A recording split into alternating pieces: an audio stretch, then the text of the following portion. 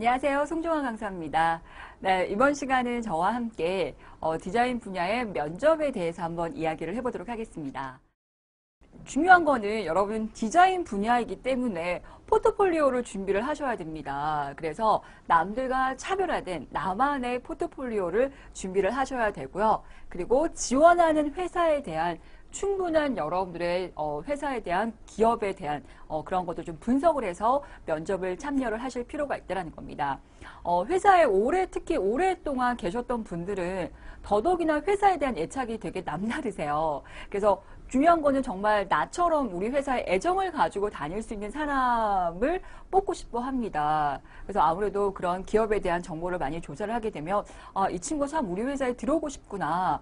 참 이제 관심이 많구나라는 것들을 보여줄 수가 있겠죠. 그래서 그런 기업의 지원 회사에 대한 그런 충분히 공부를 좀 하고 가시고 디자인 분야이기 때문에 트렌드를 알고 가셔야 된다라는 거죠. 그래서 뭐 제품이다. 그럼 요즘에 사람들이 어떤 걸 많이 선호하냐? 요즘에 트렌드가 어떠냐? 뭐 패션 쪽도 마찬가지고 그런 디자인 분야에 있어서는 이러한 현재의 트렌드를 읽어낼 수 있는 이러한 것들을 여러분들이 준비를 해서 가셔야 된다는 겁니다. 자, 그리고 밝고 자신감 있게. 네. 여러분들 제가 학생들을 모의 면접을 할 때 캠코더로 많이 촬영을 해서 면접을 보게 되면 가장 좀 안 되는 부분이 자신감이 많이 없어 보이고요. 되게 소극적이고 되게 밝지 않은 모습을 많이 보이게 됩니다. 그러나 정작 그 친구들은 내가 이렇게 안 했는데 라고 해서 본인의 모습을 보면 깜짝 놀랍니다. 여러분들이 면접을 보실 때는 항상 밝게 자신감 있게 이 두 가지는 나의 기본적인 태도적인 부분들을 여러분들이 잘 갖추고 있다라면 내가 다른 디자인 분야에 대한 그러한 전문성만 잘 보여준다라면 참 괜찮은 사람이다, 뽑고 싶은 사람이다 라고 자연스럽게 전달이 될 수 있다는 거죠. 네. 그리고 지원 회사에 대해서 적극적인 모습을 보여줄 필요가 있고요. 그리고 나에 대한 그런 했던 작품들에 있어서 그러한 것들을 충분히 설명을 잘 해주셔야 되겠죠. 그래서 어떤 프로젝트라든지 아니면 내가 포트폴리오를 가져간다면 그런 포트폴리오에 대한 부분이라든지 그래서 내가 그리고 포트폴리오에 대한 부분도 마찬가지 항상 그런 것들을 비상용으로 여러분들이 좀 준비해서 갈 수 있도록 그런 것들을 면접 전에 좀 준비를 하시면 좋을 것 같습니다. 네, 많은 회사들이 포트폴리오를 요구합니다. 그래서 포트폴리오를 제출하시오. 그리고 뭐 마찬가지 포트폴리오 제출하시오. 뭐 제출하시오. 네, 그리고 이제 포트폴리오에 함께 개인 드로잉 물품 지참하시오. 그리고 포트폴리오를 제작하고 송부하시오. 포트폴리오 제출하시오. 이런 것들이 많은 디자인 직군에 있어서는 필요한 부분이기 때문에 여러분들이 좀 준비를 해서 나만의 차별화된 그런 포트폴리오를 준비하시면 좋을 것 같습니다.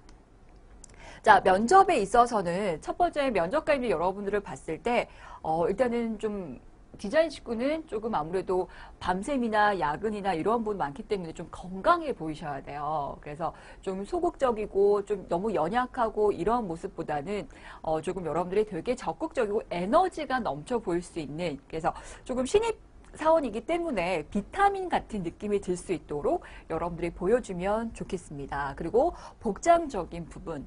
우리가 면접에 있어서는 첫 번째 세 가지가 되게 중요한데요. 첫 번째는 비주얼적인 부분이에요. 그 비주얼에는 여러분의 머리부터 발끝까지가 다 들어갈 수 있겠죠. 그래서 여러분들의 얼굴, 헤어, 복장 이러한 부분들이 최대한 단정하고 깔끔하고 그리고 신뢰가 갈 수 있도록 여러분들이 보여주시면 좋을 것 같습니다. 디자인 직군이기 때문에 조금 보수적인 기업과는 다르게 여러분들 좀 세련돼서 갈 필요는 있지만 튀는 건 좋지 않습니다.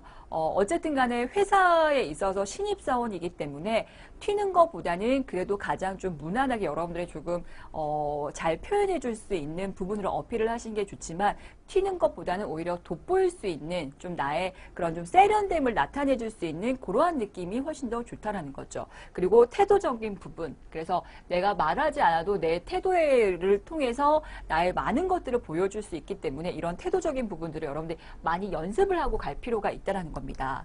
자, 그리고 신입사원이기 때문에 어떤 열정, 패기 이런 것들이 좀 보여줄 수 있어야 되겠죠. 자, 그리고 외향적인 왜 여러분도 마찬가지 한번 고민을 생각을 한번 해보세요. 내가 회사의 오너라면 난 어떤 사람과 일을 하고 싶을까? 내가 회사의 팀장이라면 어떤 신입사원이 들어왔으면 좋을까? 어떠한 사람과 함께 일하고 싶을까를 여러분들이 생각을 해보신다면 아마 답이 딱 떠오르실 겁니다. 그러면 거기에 내가 맞출 수 있도록 여러분들이 해주시면 좋을 것 같아요. 그리고 디자인 분야이기 때문에 다양한 그런 부서들과 원활하게 잘 할 수 있는 그런 협조성, 그리고 그리고 사람들과의 대화를 잘 할 수 있는 이런 대화법, 이러한 것들에 대해서 면접관님들이 평가를 하기 때문에 여러분들 이러한 것들을 좀 사전에 준비를 하고 연습을 통해서 참 준비가 되어 있는 인재로 보여주시면 좋을 것 같습니다.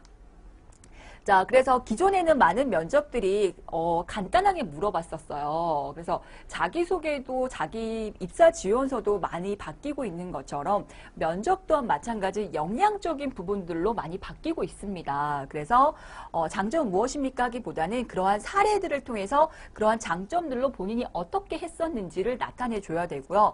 마찬가지 그냥 어떻게 하겠습니까가 아니라 과거에 그러한 것들을 통해서 어떻게 해 나갔습니까? 라는 그런 나의 과거적인 그런 사례를 통해서 엿볼 수 있는 그러한 질문들을 많이 하고 있다는 겁니다. 마찬가지 어떤 프로젝트도 하겠습니까가 아니라 어떻게 했습니까? 이런 부분들을 표현을 하고 있기 때문에 마찬가지 내가 많은 경험이 없다라면 그러한 사례적인 부분에 있어서 말을 하는 거에도 한계가 있을 수밖에 없겠죠.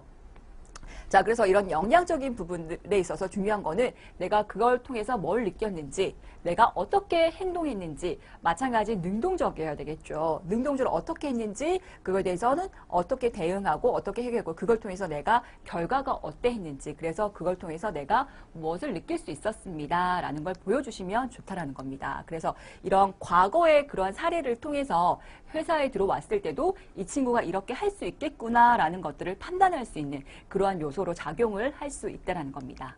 네.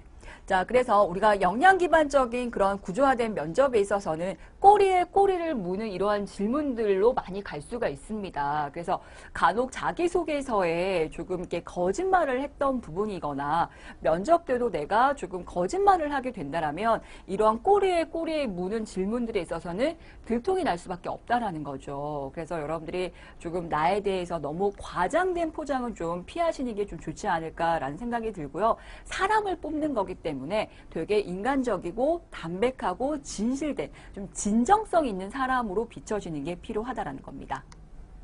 네, 마찬가지 이러한 꼬리에 꼬리를 무는 것들을 계속적으로 이어나갈 수 있다는 거죠. 네. 그래서 여러분들이 이러한 것들을 많이 좀 준비를 해보시면 좋을 것 같아요. 여러분들 사례에 있어서 내가 언제 어디서 무엇을 했는지, 그걸 왜 했는지, 그리고 그렇게 하는 거에 있어서 내가 어떠한 행동을 한 새롭게 고안한 나만의 아이디어는 무엇이 있었는지, 그리고 그거에 대한 결과는 어떠했는지, 그리고 이러한 경험을 통해서 내가 무엇을 배우고 느꼈는지, 그리고 이러한 부분들이 내가 지원하는 회사에 들어갔을 때 어떠한 도움이 될 수 있을지, 이러한 것들을 여러분들이 사전에 집에서 나의 경험을 바탕으로 이런 연습하는 것들을 많이 해본다라면 내가 면접을 보러 갔을 때도 이에 맞게끔 내가 자연스럽게 답변을 할 수 있지 않을까라는 생각을 합니다. 네, 그래서 여러분들이 답변을 하실 때는 이런 스타 기법 좀 활용을 하시면 좋아요. 그거에 대한 상황, 내가 그걸 어떤 일들을 했었는지, 그래서 어떤 행동을 했었고 그거에 대한 결과가 어떠했는지, 예를 들어서 본인이 살면서 어려움을 극복했던 경험에 대해서 이야기를 해봐라. 아니 본인이 디자인을 함에 있어서 어려움이 있었지만 그걸 극복했던 이제 사례를 이야기를 해봐라 라고 했을 때 저는 언제 뭐뭐를 할 때 이러한 상황이었습니다. 그래서 그거에 내가 어떤 것들을 맡고 있었고 그거에 대해서 내가 어떻게 능동적으로 행동을 했었고 그리고 그거에 대한 결과가 어떠했는지 그리고 이러한 경험을 통해서 내가 무엇을 배우고 느꼈는지 그리고 이러한 것들이 내가 하려고 하는 직무에 회사에 어떻게 도움이 될 수 있을지를 연결을 해서 여러분들이 이런 식으로 자꾸 답변하는 것들을 기르시면 훨씬 더 면접 때 내가 당황하지 않고 자연스럽게 이야기를 할 수 있지 않을까 생각을 합니다. 네, 그래서 여러분들이 연습을 한번 해보세요. 자기소개서 여러분들이 뿐만 아니라 면접에 대한 질문도 쭉 한번 뽑아보시고 이러한 질문에 있어서 내가 어떻게 답을 할까. 자, 그래서 최근 1, 2년 사이에 자신이 가장 노력을 기울였다고 생각하는 과제를 하나 골라주십시오. 그 과제 수행 중에 효과적으로 발휘했다고 생각하는 항목 2가지를 선택하고 행동 사례를 기술해 주십시오. 라는 이러한 만약에 질문이 있다라면 여러분들이 가장 노력을 기울였던 과제, 내가 그게 뭐였는지, 그거에 어떻게 행동했는지 이러한 식으로 여러분들이 답변을 다는 연습들을 하신다면 조금 더 논리적으로 여러분들이 이런 것들이 정리가 될 수밖에 없을 거고 자연스럽게 면접에 갔을 때도 내가 조금 더 논리적으로 내가 답변을 할 수가 있겠죠. 그리고 여러분들이 꼭 A4용지 한 장에 내가 하려고 하는 직무에 대한 역량적인 부분을 쭉 한번 나열해 보시고 내가 했던 지금까지의 경험들을 쭉 한번 여러분들이 정리를 해 보시고 그래서 이러한 것들이 내가 했던 경험들이 내가 직무에 어떻게 역량적인 부분에 연결을 해서 내가 이야기해 줄 수 있을지